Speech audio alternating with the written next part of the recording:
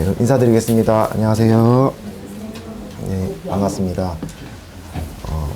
들리시는 것처럼 제 원래 목소리를 모르시는 분들을 또 계시는데 제가 오늘 좀 감기가 있어가지고 목소리가 조금 듣기가 불편한 목소리일 것 같아서 좀 미리 양해의 말씀을 구합니다. 오늘 감사합니다. 오늘 또 말씀을 또 열심히 준비한 것들을 또 나눠드릴 텐데 매번 이렇게 매번 드리는 말씀이지만 참 진심으로 감사합니다. 이렇게 귀한 시간을 내어주셔서 하나님 말씀 또 우리 복음을 듣기 위해서 이 자리에 오셨으리라고 저는 생각을 하는데요. 그냥 스쳐 지나가는 그런 말씀으로 들려지는 것이 아니라 의미 있는 내 마음이 움직여지는 그런 말씀 하나를 얻어가시면 참 좋겠다, 이런 마음으로 말씀을 준비했습니다.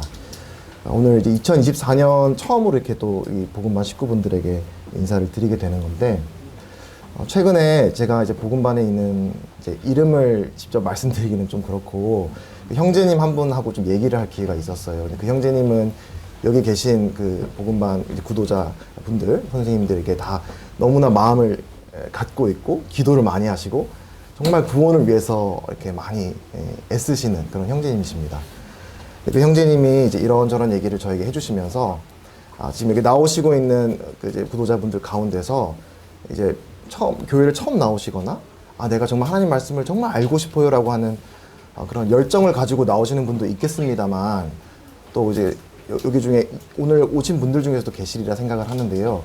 교회를 오래 나오시고 복음 말씀을 많이 들어보시고 또 정말 내로라는 그런 훌륭한 전도자들과 이렇게 개인 상담도 하시고 설교 말씀도 많이 들어보신 분들인데, 근데 아직도 이 복음이 깨달아지지 않고 뭔가 나 구원의 문제는 나하고는 관련이 없는 것 같은 그런 마음을 갖고 있는 분들이 있는 것 같다. 그래서 참 안타깝다. 그래서 그런 분들에게 참 도전이 되는, 또 이렇게 마음에 울림이 되는 그런 복음 말씀이 참 필요한 것 같다, 이런 말씀을 제게 주셨습니다. 그래서 제가 그 말씀을 들으면서 개인적으로 저도 굉장히 도전이 되는 동시에 또 어떤 생각이 들었냐면, 정말 구원받는다라고 하는 것은, 복음을 깨닫는다고 하는 것은 하나님의 은혜구나. 사람의 힘으로 될 수 있는 게 아니구나. 만약에 우리 사람의 힘으로 누군가를 구원시킬 수 있다면 저는 정말 여기 있는 분들 다 구원받고 하늘나라 갔으면 좋겠어요. 저에게 그런 능력이 있다면. 근데 그게 정말 우리의 힘으로 되는 것이 아니기 때문에 하나님께서 하나님의 때에 우리에게 마음에 울림이 되는 그런 은혜의 말씀을 주시고, 그때 우리가 깨닫고 하나님이 진짜 사실이구나, 이 성경이 사실이구나 하는 것을 깨닫는 때가 있는 거거든요. 그래서 다시 한번 이 말씀을 전할 때, 또 이 말씀을 듣는 분들을 생각할 때 참 하나님의 은혜를, 하나님의 도우심을 간절히 구하면서 말씀을 전해야겠다라는 그런 생각을 갖게 되었습니다. 그래서 오늘 준비한 말씀도 이제 사실은 이제 그런 분들을 생각하면서 말씀을 준비하게 되었습니다. 교회에 오랫동안 계신 분들, 뭐 어떤 이유에든지 간에 뭔가 복음을 듣는데 아직까지 구원의 확신이 없는 분들, 한때는 이런 뭔가 구원으로 인해 말씀을 듣고 감동 같은 게 있었지만 뭔가 더 이상 그런 마음의 움직임이 없는 그런 분들을 생각하면서 좀 기도하는 마음으로, 우리 예수님께서는 그럼 전도하실 때, 이 땅에 계실 때 전도하실 때 모든 사람들이 다 복음 말씀을 잘 들었느냐 보니까 아니더라고요.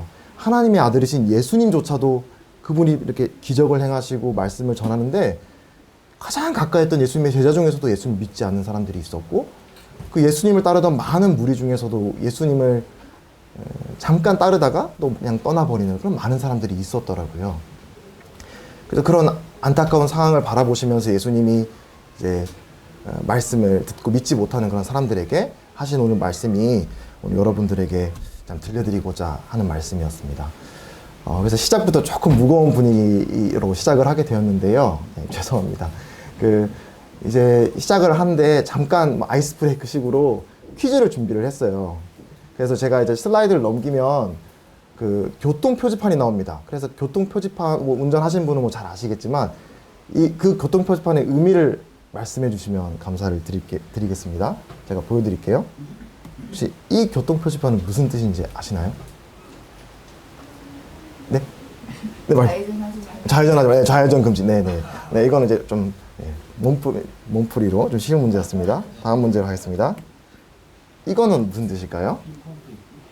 빙판길. 오, 네? 빙판길. 네, 맞습니다. 네네네. 길이 미끄러우니까 유의라. 아, 조금 더 어려운 문제였는데 잘 맞추신 것 같습니다. 이건 조금 더 어려운 문제 혹시 아시나요? 네. 합류. 아, 네네네. 맞습니다. 우측 차선이 이제 없어지니까 미리 대비해서 이제 왼쪽 차선으로 이동해라는 것을 나타내주는 이제 표지판입니다. 이거는요? 좀 어렵나요? 네.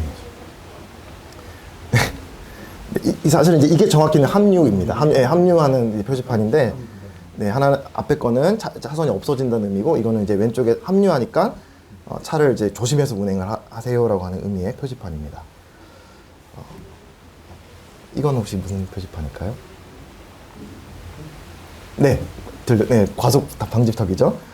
그럼 이거는요? 좀 비슷한데? 좀 모양이 이상하죠? 네. 네, 아세요? 네. 네. 이거는 이제 도로면이 고르지 못하니까 울퉁불퉁합니다. 이런 뜻이라고 합니다. 네. 그 다음에 이제 이건 한국에서 쓰이는 교통표지판이고, 다음 거는 이제 외국에서 있는, 실제로 있는 표지판인데, 이건 무슨 뜻일까요? 힌트는 이제 그 밑에 이제 굿럭이라고 적혀 있죠. 예. 그래서 이 표지판은 이 화살표대로 가라는 의미가 아니라 굉장히 도로가 복잡하니까 알아서 그냥 잘 찾아가세요. 행운을 빕니다. 이런 뜻의 실제로 있는 표지판이라고 합니다. 네. 네. 이거는 뭐, 예, 말이 안 되는, 네. 그냥 앞으로도 뒤로도 좌우로도 가지 말고 가만히 있으세요라고 하는, 네, 표지판인데, 제가 이제 그냥 재미삼아 한번 이제 이런 표지판들을 가져와 봤습니다. 그래서 이제 이 표지판을 우리가 왜 사용하느냐, 표지판의 이제 기능이 뭔가, 역할이 뭔가라고 우리가 생각을 했을 때, 우리가 왜 표지판을 이제 가지고 있습니까? 표지판은, 그 표지판이 의미하는 바를 우리가 잘 따라서 주행을 하거나, 이제 주행을 하면은, 그 도로에 있는 그런 규칙들을 잘 지키면서 안전하게 운행할 수 있다는 의미가 있지 않습니까? 그래서 바로 이제 그걸 표지판을 영어로는 사인이라고 합니다. 근데 이제 성경을 보시면은 이제 특히 복음서의 요한복음에 사인이라고 하는 말이 많이 나와요. 사인. 근데 그 사인이 뭐냐면 예수님께서 이 땅에 계실 때 많은 기적들을 행하셨거든요. 병든 자들을 고치시고 또 이렇게 귀신 들린 사람들에게 귀신을 쫓아내시고 이런 수많은 기적들을 행했는데 그 기적, 예수님이 행했던 그 기적의 목적이 앞에 우리가 봤던 그 표지판과 같은 역할을 하는 기적들을 행하신 것을 우리가 일컬어서 표적이라고 합니다. 다시 말해서 그 기적 자체가 중요한 게 아니에요. 예수님이 그 기적을 행한 것은 그 기적을, 혜택을 받았던 사람들이 잠시잠깐 그 혜택을 받고 잘 이 땅에서 살 수 있도록 그런 목적으로 기적을 행하셨던 것이 아니라 그 기적을 보고 아까 그 표지판이 뭔가 진정한 메시지가 담겨있는 표지판을 우리가 보고 따라가듯이 예수님이 행하신 표적을 보고 우리가 보지 못하는 하나님이 이런 분이시구나. 하나님은 우리에게 이런 뜻을 가지고 계시구나라는 것을 나타내시기 위해서 우리 예수님께서는 많은 표적들을 행하셨다라고 성경에서는 말씀을 하고 있습니다.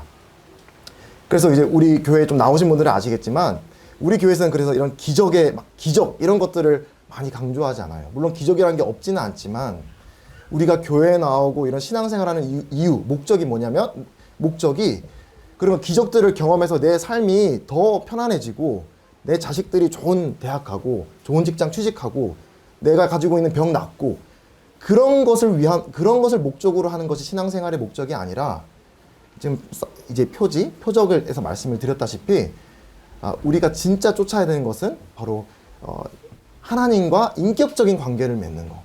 우리를 지으시고 우리가 참된 사람으로 살아가기 위해 우리가 어떻게 살면은 참된 사람으로 살 수 있는지를 가장 잘 아시는 하나님과 인격적인 관계를, 인격적인 교제를 어떻게 하면 맺어갈 수 있을까?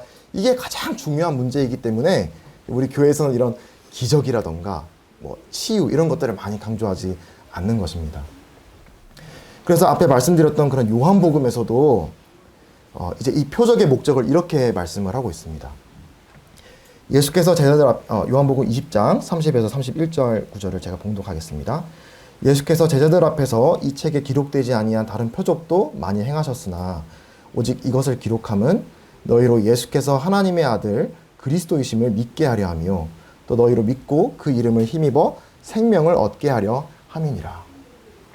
예수님께서 이 땅에 표적을 행하신 이유, 또 더 크게는 이 요한복음이라고 하는 소중한 복음서를 우리들에게 써서 건네주신 이유, 그 목적에 대해서 말씀하시는데, 우리가 이 짧은 건 7, 80년, 좀 길면은 100년이라고 할 수 있는 이 짧은 인생 동안에 어떻게 하면 최대한 성공적인 이런 세상을 잘 살다가 이 땅에 딱 끝날 것인가에 대한 게 아니라, 하나님께서 우리에게 주시고 싶은 영원한 생명, 하나님께 우리에게 주시고 싶은 참된 평안과 기쁨, 이걸 누리기 위한 통로가 누구시다? 예수님을 믿는 것이다. 이 예수님을 통해서 하나님이 부어주시는 이 놀라운 축복과 생명을 우리들에게 얻게 하시기 위해서 이러한 표적들을 행하셨다라고 요한은 이렇게 목적을 잘 기록해주고 있습니다. 그래서 우리는 이 표적을 보면서 또 이 복음서를 읽으면서 예수님은 하나님의 아들이시구나, 하나님이 보낸 하나님의 아들이시구나, 또 우리를 구원하시기 위해 오신 메시아이시구나라는 것을 깨닫지 못한다면 우리는 성경을 올바로 읽지 못하고 있는 것입니다. 그래서 예수님께서 이 땅에 계실 때 이렇게 많은 표적들을 행하셨습니다. 요한복음에는 크게 7가지의 표적을 행하셨는데, 이제 물을 포도주로 바꾸고 정말 이렇게 무리를 거르시고 병든 자를 낫게 하시고, 그리고 마지막 7번째에는 죽은 나사로를 살리는, 죽음을 이기는 능력이 나에게 있다라는 그런 놀라운 그런 표적을 보여주시기까지 하십니다. 말씀드린 대로 이러한 표적은 목적이 하나하나가 다 그 표적 자체가 아니라 이 표적에 담겨있는 메시지가 있다는 것이죠. 예를 들면 그 나사로를 살린 그 표적 같은 경우는 우리 인생에 있어서 가장 큰 원수, 우리가 정말 피하고 싶은 그 죽음, 사망, 이 사망의 권세로부터 정말 생명을 주실 수 있는 분, 부활을 주실 수 있는 분이 누구시다? 바로 예수님이다. 너희들이 갈망하고 갈증하는 그 너희 영혼의 가장 본질적인 그 목마름을 채울 수 있는 사람이 누구다? 하나님이신데, 그 하나님께서 이 땅에 사람의 몸을 입고 예수님으로 오신 것이다 라는 것을 그와 같은 표적으로 나타내신 것입니다.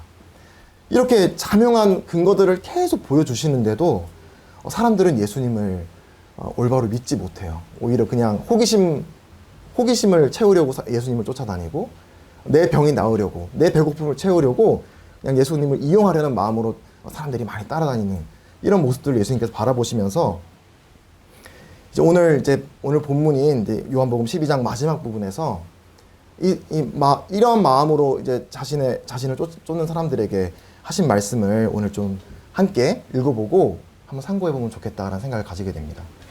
제가 이제 요한복음 12장 35에서 37절 말씀을 한번 읽어보겠습니다. 한번 따라서 눈으로 읽어주시면 감사합니다. 예수께서 이르시되 아직 잠시 동안 빛이 너희 중에 있으니 빛이 있을 동안에 다녀 어둠에 붙잡히지 않게 하라.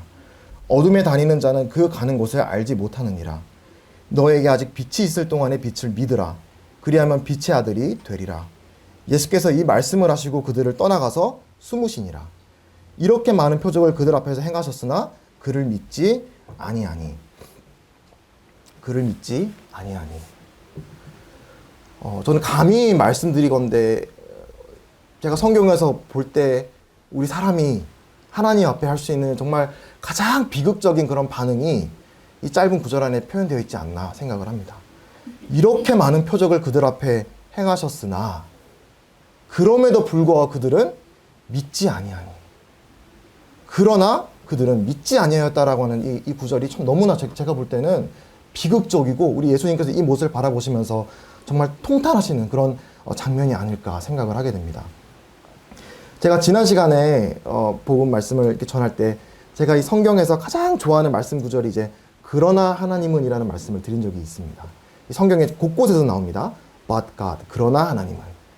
그래서 우리 인간이 아무리 실패하고 우리가 어떤 과거에 하나님 앞에 얼마나 이 죄와 허물로 죽어있는 정말 하나님 앞에 자격 없는 삶을 살았다고 할지라도, 그러나 하나님은 우리들에게 은혜 베푸시고 사랑 베푸시기를 포기하지 않으신다. 하나님은 우리를 포기하지 않으신다. 그러나 하나님 앞에는 어떤 우리의 추악한 모습이 있더라도 하나님에게는 문제가 되지 않는다. 예수 그리스도 안에서 우리가 의로워질 수 있고, 하나님 앞에서 예수님과 같은 그런 신분으로 하나님 앞에 설 수 있는 자격을 얻게 된다라고 지난 시간에 말씀을 드렸는데요. 이 그러나 하나님이란 말에 대비돼서 오늘 보여드리는 이 구절, 그러나 믿지 아니하니. 하나님은 우리들에게 우리가 아무리 잘못을 했더라도 하나님은 우리를 회복시켜 주시고 은혜 베풀어 주시기를 원하십니다. 근데 우리 사람이 그러나 그를 믿지 아니, 그걸 받지 않으면 아무 소용이 없는 거예요. 하나님이 주신 선물을 받지 아니하면 소용이 없는 것입니다.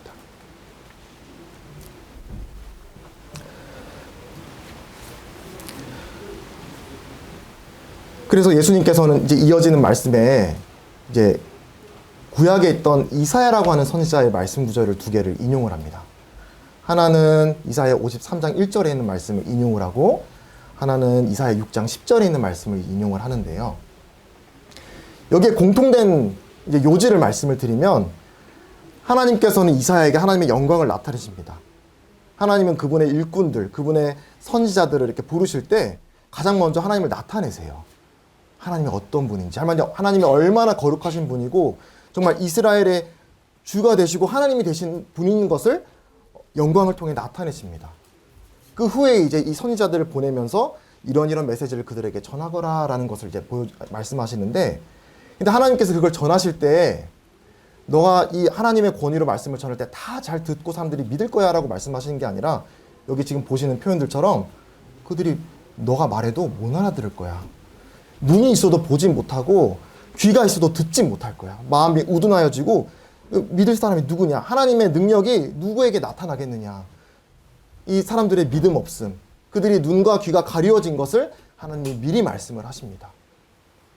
이 구절을 예수님께서 인용을 하시면서 이렇게나 확실하게 하나님께서 나타내시는 이 표적을 이스라엘 백성들이 보았지만, 하나님께서는 그들이 이 표적을 믿을 수 있는 믿음이 없었다는 걸 알고 계셨다라고 예언을 말씀을 하고 계세요. 그래서 여기서 한 가지, 이제 구약시대에 여러 선지자들이 있었는데 이 선지자들에 대해서 잠깐 생각을 해보기를 원합니다. 성경을 좀 읽어보신 분은 아시겠지만 구약 성경을 보면 선지자들이 많아요. 선지서들. 다 선지자들이 쓴 건데, 앞에서 말씀드렸다시피 하나님께서 내 백성에게 가서 이런 메시지를 전하거라라고 보냄을 받은 사람들이 선지자들이거든요. 근데 여러분, 이제 선지자, 예언가 이런 말들을 들으면 어떤 이미지를 갖고 계신가요? 우리가 이제 기독교가 아닌 다른 데서는 보통 선지자, 예언가 이러면 이제 뭔가 미래의 일을 이렇게 작게 알아가지고 환상을 보고 이제 사람들의 운세를 이렇게 점쳐주고, 너가 이제 세상에서 잘 성공하기 위해서는 이렇게 하면 돼. 이날은 이사하고 이날은 이사하면 안 돼. 이때는 뭐 나가지 말고 이때는 누구하고 만나야 돼. 이런 것들을 말해주는 게 보통 뭐 선지자, 예언가 이런 말들을 하죠. 근데 구약 성경에서 말하는 선지자는 그와 같지 않았습니다. 맞아요. 미래의 일을 보여주는 게 맞는데요. 그냥 현재와 무관한 미래의 일을 보여주는 것이 아닙니다. 그리고 각 다른 시대에 살았던 그 선지자들이 그 다른 시대에 살았던 이스라엘 백성에 했던 공통된 메시지가 있었는데 그게 무엇인지 아십니까? 회개하라였어요. 회개하라. 하나님께서 이스라엘 백성에게 보여주신 미래의 일은 이렇게 하면 그들이 세상적으로 잘 부유해지고 성공할 수 있다, 이런 미래를 보여주신 게 아니라 이 땅에 살아갈 때 가장 중요한 거, 그게 뭐냐? 그들을 만드시고 지으신 살아계신 하나님과 인격적인 관계를 맺고 살아가는 게 가장 중요한 것인데, 그 생명의 근원이신 하나님과 단절되어서 내가 원하는 대로 내 뜻대로 죄악된 길을 걸어가면 뭐다?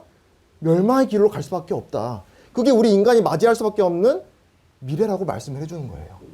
그리고 그 미래를 말씀해 주시면서 지금 현재 어떻게 해라? 회개하라. 하나님께로 돌아오라. 여호와께로 돌아와라. 제발 너희가 지금 가고 있는 그 죄악된 길로부터 돌아서서 내게로 돌아와라. 나를 받아오. 내가 너희에게 베풀었던 은혜, 내가 이때까지 너희에게 베풀었던 그 구원을 기억해서 내가 너희의 희망이지 않느냐. 내가 너희를 가장 잘 알고 가장 사랑하는 너희의 조물주이지 않느냐. 백성들아 돌아와라. 라고 말했던 것이 구약시대 선지자들의 공통된 메시지였습니다. 그리고 마찬가지로 이사야도 그런 메시지를 전했어요. 근데 참 너무나 흥미롭게도 하나님은 우리들에게, 우리 인간들에게 우리의 가장 영혼의 참 행복과 기쁨이 뭔지를 알고 이걸 주시려고 하는데, 이 보이는 것처럼 마음이 둔해져서 받지를 못합니다. 귀가 어두워지고 눈이 어두워져서.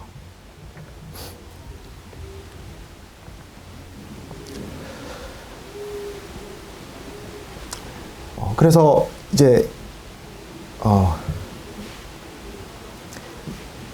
로마서 1장에 예전에 제가 말씀을 드린 바가 있었는데 하나님께서 이 회개하지 않으면 사람들이 결국 멸망의 길, 심판의 길을 가게 될 것이라는 말씀을 이제 구약의 선지자들이 드리는데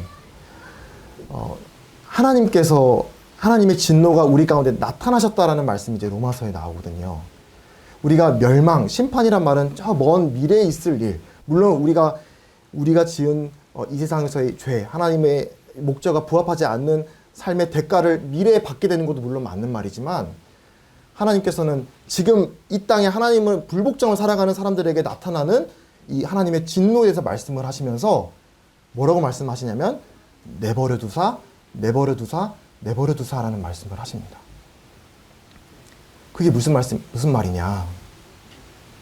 우리가 우리의 행복과 만족을 채우기 위해서 하나님과 등지고 그냥 내가 열심히 내 노력으로 내 그런 만족을 쫓아 살아가면서 죄라고 하는 길을 쫓아가게 될 때 가장 우리가 받게 될 수 있는 가장 비극적인 그런 하나님의 심판, 징계는 하나님께서 우리를 내버려 두시는 거예요.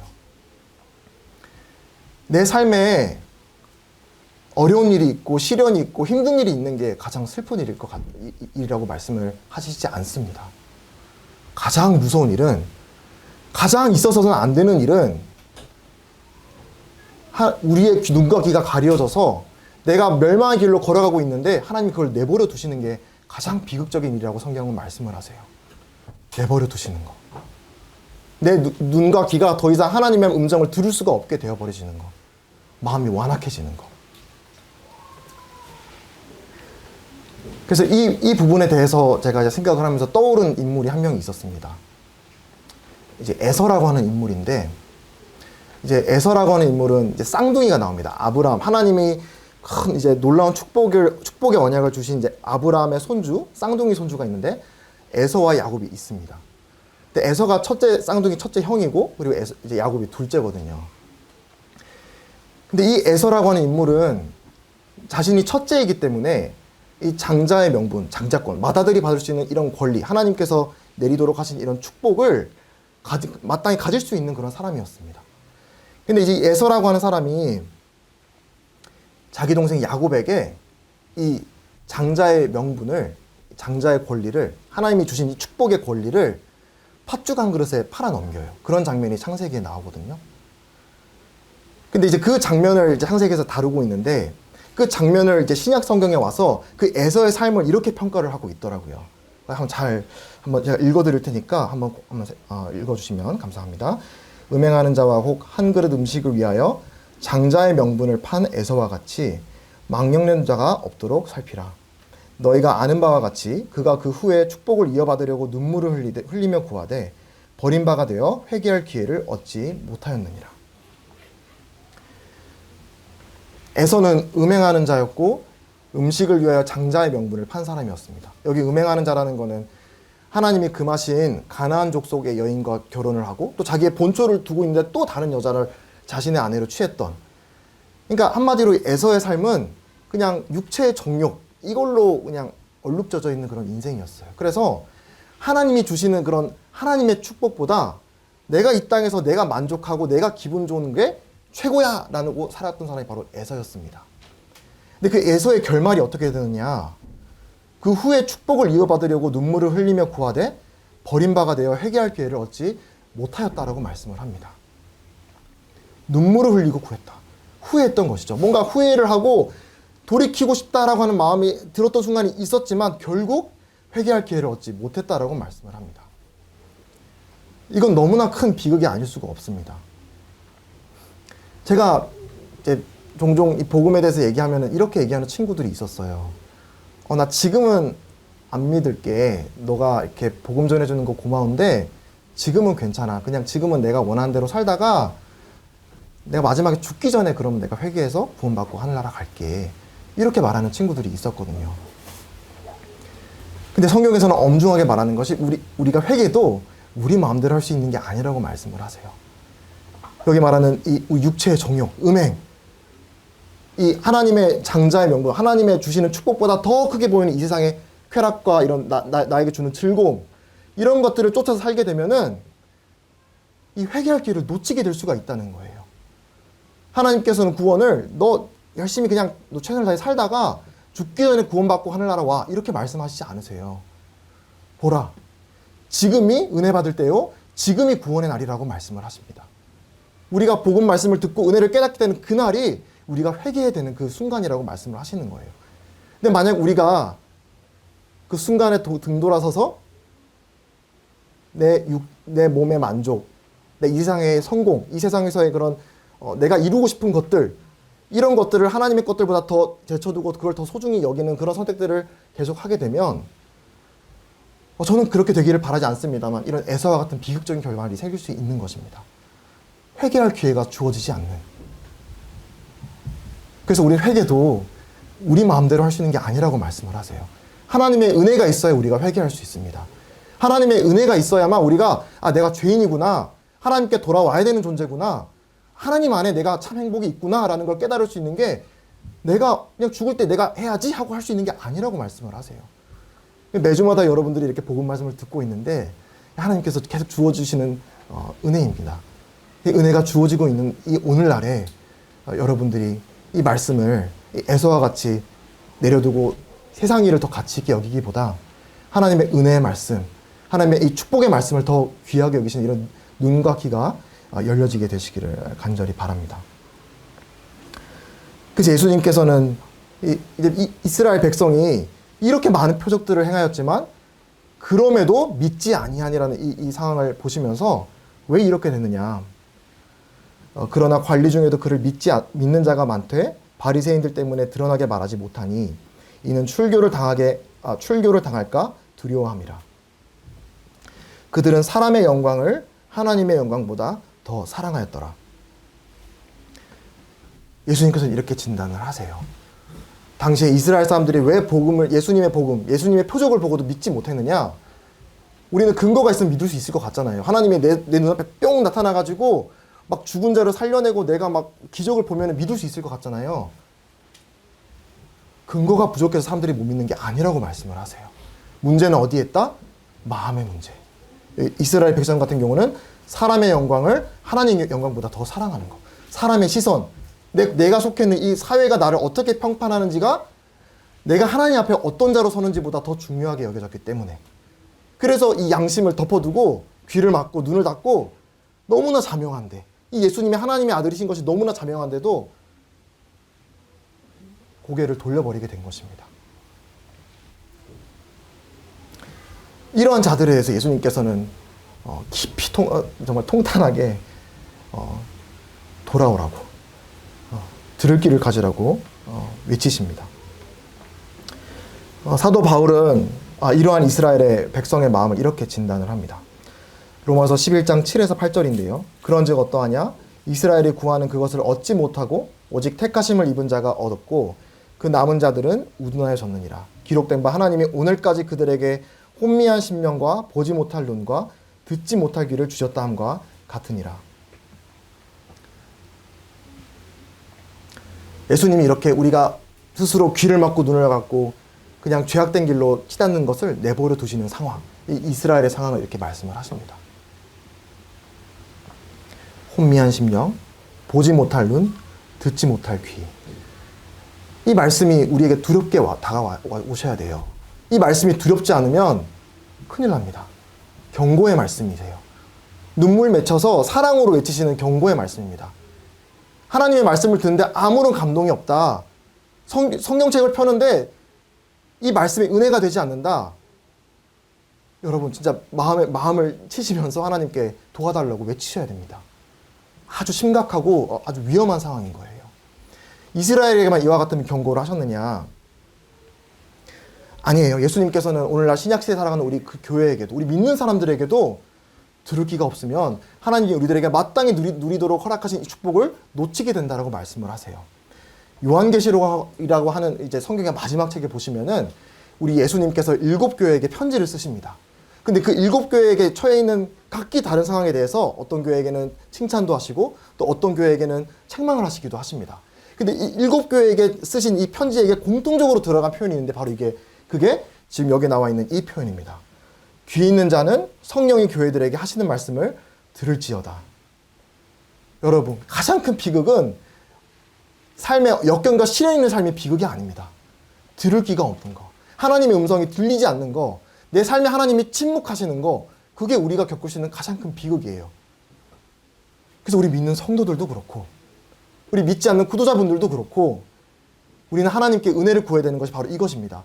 성령님께서 우리들에게 하시는 이 말씀을 들을 수 있는 귀를 달라고, 하나님께서 예수 그리스도 통해 나타내시는 영광을 볼 수 있는 눈을 달라고 우리는 기도해야 되는 거예요. 우리의 능력으로 될 수 있는 게 아닙니다. 오히려 우리가 이런 부분을 귀를 닫고 눈을 닫고 가면 갈수록 우리의 마음은 더 닫혀서 나중에는 아까 에서의 모델에서 보셨듯이 더 이상 회개의 기회를 놓쳐버렸다는 평가를 받을 만큼 마음이 딱딱하게 굳어져 버리는, 말씀 앞에서 아무런 요동이 없는, 하나님이 잘못됐다라고 지적하시는데 그게 잘못됐다라는 양심의 가책이 하나도 없는 그런 아주 비극적인 일이 믿는 자에게나 믿지 않는 자에게나 일어날 수 있다. 그래서 우리가 이와 같은 은혜를 우리가 구해야 된다라고 성경은 여러 군데에서 우리에게 말씀을 하십니다. 들을 귀 있는 자는 들어라. 들을 귀 있는 자는 들어라. 그래서 우리에게 본질적인 문제는 어디에 있느냐? 우리가 하나님의 복음을, 또 하나님께서 예수 그리스도 통해 나타내신 이 영광스러운 복음을 우리가 믿지 못하는 이유는 근거가 부족해서일까요? 표적이 없어서일까요? 아니에요. 하나님은 우리에게 충분히 계시하셨습니다. 이 세상 만물을 통해서, 선지자를 통해서, 또 가장 궁극적으로는 예수 그리스도를 통해서 우리들에게 계시하셨어요. 이 하나님이 예수 그리스도를 통해 하나님을 계시하신 것을 보고도 우리가 믿지 못하면 하나님은 그 무엇으로도 우리는 믿을 수가 없는 거예요. 그래서 문제는 마음의 문제이다. 근거가 부족해서가 아니라 우리의 마음이 딱딱하게 돌처럼 굳어있는 것이 문제다. 그래서 우리가 오늘은 조금 은혜로운 말씀을 들으면 좋습니다만, 예수님께서는 우리의 마음을 진단하시면서 예수님의 말씀이 우리에게 들리지 않는 사람들에게 이렇게 경고의 말씀을 하세요. 너 문제가 있어. 근데 그 문제 너의 힘으로 해결 못하는데 하나님께 기도해 라고 하나님은 오늘날에도 말씀을 하십니다. 그 이스라엘의 이 마음의 문제, 이스라엘 민족의 이 마음의 문제 딱딱하게 완악해져서 하나님 자신이 예수님이 이 땅에 와서 표적을 행하시는데도 믿지 못했던 이 이스라엘 민족이 그럼 하나님께서 내버려 두시고 그냥 버려버리시느냐? 놀랍게도 아니에요. 하나님께서는 이스라엘에게 약속하신 대로 이제 새 언약을 주셨는데 장차 있을 일에 대해서 말씀을 하십니다. 지금은 이스라엘이 딱딱하게 이 심령이 혼미해져서 듣지도 못하고 보지도 못하는 상태에 있으나 때가 오면 내가 그들의 마음을 열 것이다 라고 말씀을 하시는데, 그게 이제 에스겔서 36장 25절에서 27절의 말씀이 이렇게 적혀 있습니다. 제가 봉독하겠습니다. 맑은 물을 너희에게 뿌려서 너희로 정결하게 하되 곧 너희 모든 더러운 것에서와 모든 우상 숭배에서 너희를 정결하게 할 것이며, 또 새 영을 너희 속에 두고 새 마음을 너희에게 주되 너희 육신에서 굳은 마음을 제거하고 부드러운 마음을 줄 것이며, 또 내 영을 너희 속에 두어 너희로 내 율례를 행하게 하리니 너희가 내 규례를 지켜 행할지라. 이 딱딱하게 굳어있는 마음을 닫아놓은 이스라엘 백성의 소망이 어디 있느냐? 그 해결책이 뭐라고 여기 적혀 있나요? 하나님께서 새 영을 주시는 거, 그 마음속에 새 마음을 주시는 거. 여기 이 주가 누구인가요? 사람인가요? 그들이 마음을 개선해서, 마음을 다짐해서, 결심해서 하나님 앞에 돌아선다고 얘기하고 있나요? 하나님이 새 영을 그들에게 두셔야만 그들이 회복될 수 있다고 말씀하십니다. 그리고 새 마음을 하나님 앞에 주셔야만, 사람 입장에서는 하나님께 받아야만 우리가 이 딱딱하게 굳어있던 마음이 녹듯이 녹고 여기 말씀하는 것처럼 정결하게 될 수 있다라고 말씀을 하십니다. 그래서 이 구원은요, 그냥 사람이 개선되는 문제가 아니에요. 창조입니다. 창조. 새로운 창조. 하나님께서 우리 지금의 죄악으로 본질상 진노의 자녀인 이 죄인인 우리를 새로운 피조물로 창조하시면 되는 그런 일이라고요. 우리의 노력으로 되겠습니까? 우리의 노력으로 되는 일이 아닙니다. 여러분, 친구가, 가족이 있으시거나 이렇게 있으신 거 아시겠지만, 사람 마음은 사람이 못 바꾸잖아요. 사람 마음은 사람이 못 바꿉니다. 근데 바꿀 수 있는 분이 계세요. 새 영, 새 마음. 하나님이 여러분 마음 가운데 새 영을 주시면 사람 바뀝니다. 여기 있는 성도님들이 다 그런 분들이세요. 여러분 믿지 않는 분보다 더 의로운 삶, 더 나은 삶을 살아서 여기 성도라고 불리는 것이 아니라 하나님이 우리들에게 새 영을 주셨기 때문에, 하나님이 우리에게 은혜로 새 마음을 주셨기 때문에 우리가 새 사람으로 거듭난 것입니다. 더 나아가서 이스라엘만 이와 같은 소망이 있는 것이 아니라, 이스라엘은 이 소망이 이제 장래에 일어날 일이거든요. 이 이스라엘 민족이 이렇게 성령님께서 이스라엘 민족에 부어지는 사건을 미래의 일로 말씀을 하시는데, 여기 더 놀라운 약속이 있습니다. 이스라엘에게 민족에게 일어날 미래의 일이 우리는 언제든지 겪을 수 있는 일로 말씀을 하시는데, 그 전에 이제 마찬가지로 다윗도 이러한 고백을 했습니다. 이제 끔찍한 죄를 범한 이후에 이제 시편 51편 10절에 하나님이여 내 속에 정한 마음을 창조하시고 내 안에 정직한 영을 새롭게 하소서. 말씀드렸죠. 정한 마음이 창조돼야 돼요. 그리고 정직한 영이 새롭게 돼야 되고, 하나님이 우리 마음 가운데 새로운 마음, 이 정결한 마음을 창조하시면 되는 일입니다. 근데 이러한 사역이 지금 우리들에게는 이제 언제 어디서나 예수님이 우리의 마음을 구주로 영접하는 순간 일어난다라고 말씀을 하시는데, 디도서 3장 5절에서 7절의 말씀입니다. 이 말씀은 정말 암송해도 좋을 만큼 너무나 우리들에게 복이 되는 말씀인데요. 괜찮으시면 같은 목소리로 함께 읽어주시면 감사를 드리겠습니다. 그럼 같이 읽겠습니다. 시작. 우리를 구원하시되 우리가 행한 바 의로운 행위로 말미암지 아니하고 오직 그의 긍휼하심을 따라 중생의 씻음과 성령의 새롭게 하심으로 하셨나니, 우리 구주 예수 그리스도로 말미암아 우리에게 그 성령을 풍성히 부어주사 우리로 그의 은혜를 힘입어 의롭다 하심을 얻어 영생의 소망을 따라 상속자가 되게 하려 하심이라. 이 복음의 축복을 받을 수 있는 조건은 아무것도 없습니다. 여러분이 어떤 과거의 삶에 어떤 삶을 살았다는 것도 묻지 않습니다. 오직 그의 긍휼하심, 그리고 우리 구주 예수 그리스도로 말미암는 사람들에게는 지금 여기 보이시는 그 성령을 풍성히 부어주시는 일을 하나님께서 오늘날에도 하십니다. 오늘날에도 하세요. 지금 이 순간에도 하십니다. 문제는 우리의 마음의 문제인데, 하나님께서 우리를 불쌍히 여기시고 예수님이 이 땅 가운데 보내셔서 그 예수님 우리 마음 가운데 감사함으로 받아들이는 모든 사람들에게 우리 마음 가운데 새로운 마음을 창조하시는 일, 우리의 영을 새롭게 하시는 일을 하실 거라고 하나님께서 약속을 하셨습니다. 우리 약속을 붙들고 여기 계신 모든 분들이 이스라엘과 또 우리 에서 이런 좋지 못한 앞에 예들을 보여드렸죠. 완고한 마음, 완악한 마음, 이게 믿음의 최대의 적이에요. 근데 하나님께서 말씀하세요. 이런 완악한 마음을 가지는 것이 너에게 좋을 것이 없다.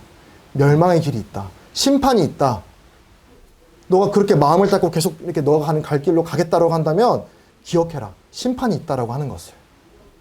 근데 이 말씀을 듣고 돌아오는 자들에게는 하나님이 우리가 감당할 수 없는, 아무 자격 없는 우리들에게 너무나 넘치는 이런 은혜의 선물을 우리에게 주시겠다라고 말씀을 하십니다.